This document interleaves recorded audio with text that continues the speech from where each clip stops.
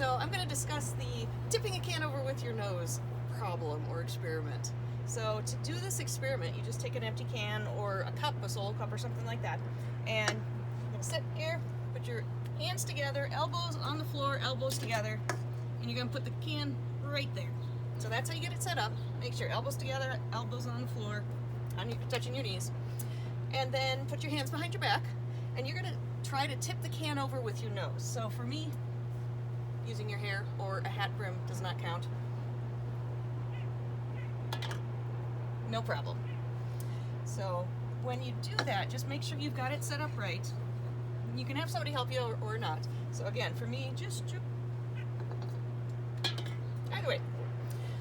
Now, I was able to do it very easily, and I am, let's say, in my 40s, and I'm not particularly flexible. I'm not doing yoga or anything like that. But my husband is a weightlifter. He runs, he does like planks and things to keep his core muscles up. So I'm going to show you what it's like for him to do it.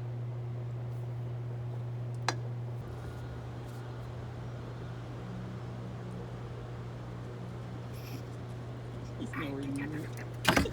He's nowhere near it. You can see that being in shape is not necessarily the reason why some people can tip it over or not.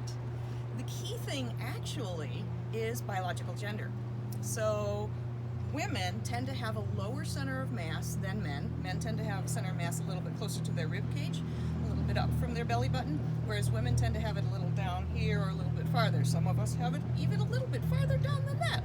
So what we're seeing here is where your center of mass is and when it extends past your base of support. You can actually find where your own center of mass is just by figuring out at what point do I tip over. Well, the point where I tip over is when my center of mass just went right outside my base of support.